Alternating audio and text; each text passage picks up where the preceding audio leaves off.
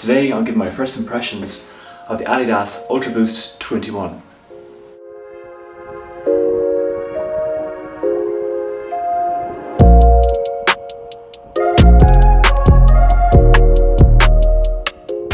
Okay, as this is the first impressions review of this shoe, I'm going to go over the pros and cons and basically my overall impressions of how it felt for me and how it performed in the first few miles of me running in this shoe.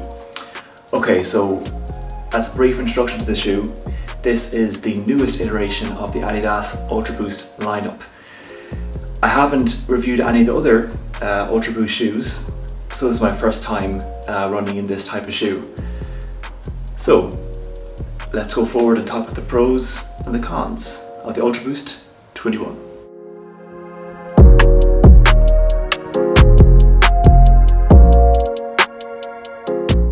So there are a number of pros to the shoe, and for me a big one is the Flyknit Plus uppers. This section here of the shoe, it's very soft, it's very comfortable, and it gives you a great premium feel to the shoe. Another pro would be the overall durability. It's built like a tank, as you can see, and there's a lot of rubber here on the outsole and a lot of boost material here in the midsole, and overall I feel it'll last a very long time. The stability is another pro. It's a very stable shoe, and it kind of fits in with the whole durability aspect of the shoe. And the overall look as well for me is a plus.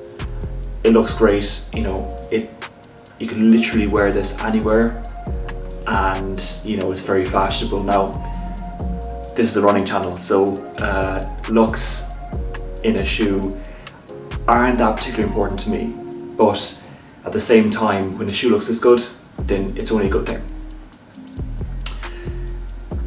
So yeah, that's the pros covered briefly, so let's get on to the cons, which there are a good few.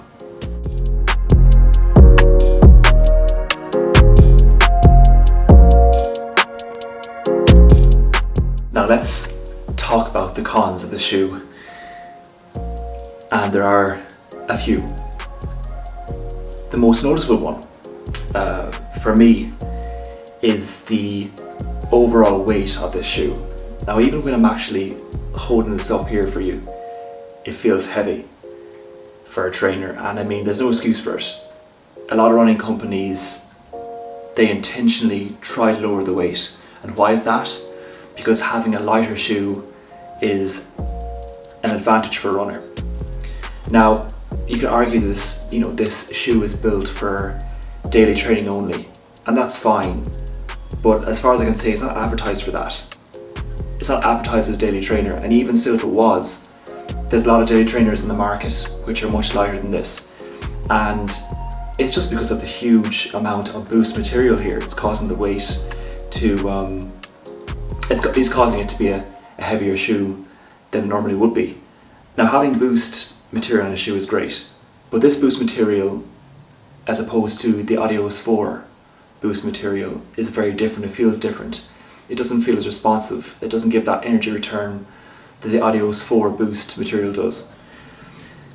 And it doesn't really add anything to the shoe as far as I can see, especially when you use this for a slow day. Boost material is, as far as I can see, is meant for helping you, push forward in a run and to go quick, go fast. But for me, yeah, the overall weight and boost material in the shoe doesn't work well for the shoe itself. Another con for me would be the price. This is €170, in Ireland, and it's just very expensive, especially if you're using the shoe only for daily training, which you kind of should be. I don't think this suits any other,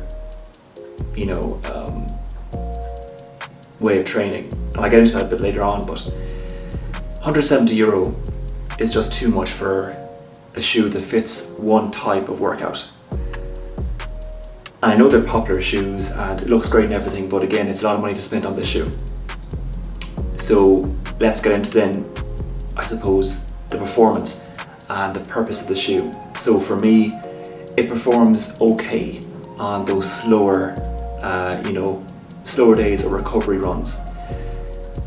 I couldn't use this for interval training, for a tempo day, or anything to do with speed, because it's just too heavy for that. So, I'm not looking for a shoe that does everything, because usually, most shoes don't do that. They're kind of aimed for a particular purpose or aimed for a particular type of training session. And granted, this may be aimed for daily training. But I just feel that it kind of, having so much boost material which is meant for speed, it just kind of works against it. And I'd only recommend the shoe for people who, want to have a good, durable daily trainer, but are only looking for that shoe, because this will not help you in any other way.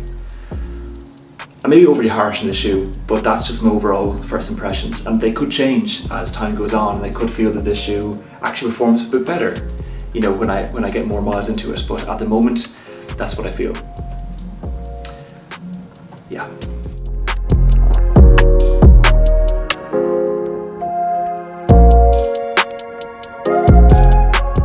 Okay, so I've just gone into the pros and cons of this shoe, and as touched upon, I may have come across as being negative, and if that's the case, then that's how I feel. And I can't be positive for a shoe that is so expensive and so heavy, especially when I expected more from the shoe, if that makes any sense. And as I said, my opinion could change as time goes on. At the moment, I continue to use this shoe, and I even may wear it around the town or when I'm going to the shops. But when it comes to any other training session, I have other better shoes for those, for those runs. So, thanks folks for tuning in, and if you want to see more videos, please head on over to my channel. Plenty of reviews there. And in the meantime, have a good week, and I'll speak to you very soon.